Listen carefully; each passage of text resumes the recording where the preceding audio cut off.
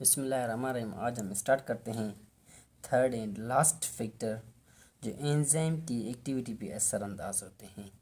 आज डिस्कस करेंगे enzyme concentration and substrate concentration, क्योंकि हमने पिछले लेक्चर में डिस्कस किया था pH and temperature.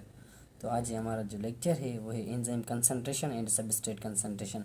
Enzyme concentration बढ़ाने से क्या होगा, एंजाइम की एक्टिविटी पे कौन सा असर होगा, और सबस्ट्रेट की कंसंट्रेशन बढ़ाने से कौन सा एंजाइम की एक्टिविटी पे असर होगा। तो याद रखें, दोनों की कंसंट्रेशन बढ़ाने से एंजाइम की एक्टिविटी पे असर होता है। सपोज करते हैं हमारे पास जो एंजाइम्स हैं वो है 100। इट मीन्स अगर 100 एंजाइम्स हैं तो एक एंजाइम के पास एक भी एक्टिव साइट हो सकती है, एक से ज़्यादा भी हो सकती है, एक भी हो सकती है, एक से ज़्यादा भी हो सकते हैं। तो ये जो एंजाइम है, फर्स्ट हम डिस्कस करते आए हैं कि ये जो एंजाइम है ये पीएच एंड टेम्परेचर के सेंसिटिव हैं, टेम्परेचर के सेंसिटिव हैं। तो याद रखें, हम enzyme concentration and substrate concentration में पीएच एंड टेम्परेचर क्या करेंगे, कांस्टेंट रखेंगे, कीप्ड कांस्टेंट। अगर हमने एंजाइम्स 100 लिए हैं, इट मीन्स सबस्ट्रेट भी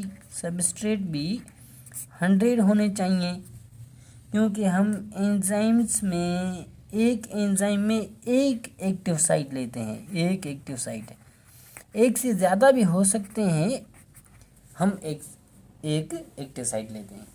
तो याद रखें, एंजाइम जो है 100 हैं, अगर सबस्ट्रेट 50 हैं तो सबस्ट्रेट बढ़ाने से एंजाइम की एक्टिविटी इंक्रीज होगी, क्योंकि एंजाइम्स के पास 100 एक्टिव साइट हैं, 100 एक्टिव साइट हैं।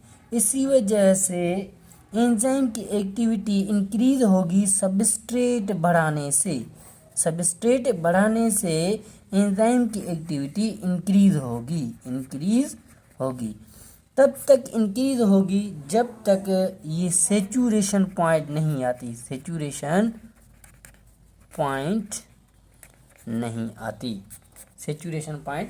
आती। अगर सेचुरेशन पॉइंट आ गई, सब सबस्ट्रेट रिएक्ट हो गए सब एंजाइम के साथ, तो एक पॉइंट आ जाएगी, उस पॉइंट को कहते हैं इक्विलिब्रियम। क्या कहते हैं? इक्विलिब्रियम। अगर इक्विलिब्रियम पॉइंट आ गई तो इसका मतलब ये है कि सब सबस्ट्रेट जो है एक्टिव साइट में फिट हो गए। अब कोई भी, अगर हम सबस्ट्रेट की कंसंट्रेशन बढ़ाएंगे तो एंजाइम की एक्टिविटी इंक्रीज नहीं होगी, it means rate of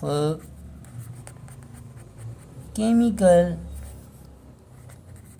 reaction is directly proportional to enzyme or substrate concentration। अगर हम सपोज करते हैं सबस्ट्रेट जो है हमारे पास, सबस्ट्रेट जो है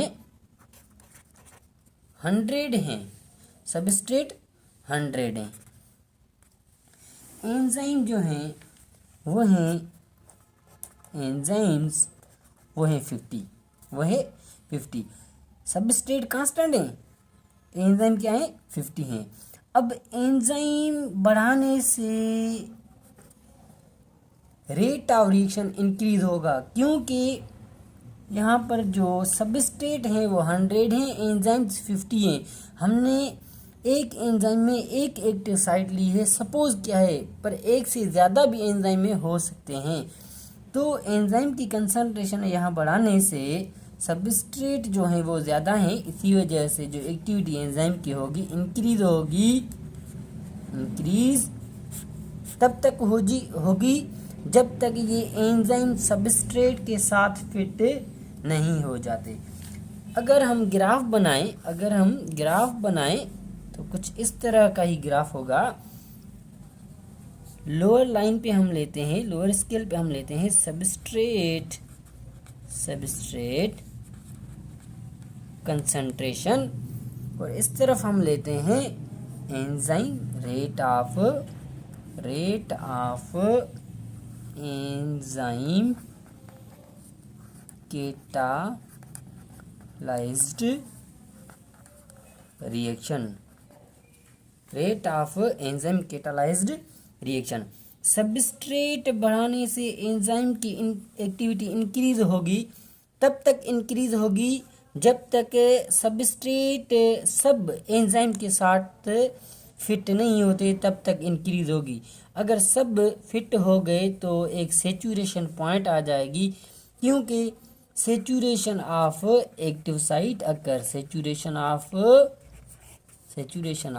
एक्टिव साइट, बिकॉज ये जो सब सबस्ट्रेट हैं उन्होंने अपनी एक्टिव साइट में जगह बना ली है और एक्टिव साइट है ही नहीं, तो ये सबस्ट्रेट बढ़ाने से कोई भी असर नहीं होगा एंजाइम की एक्टिविटी पे। यहाँ तक था हमारा लेक्चर।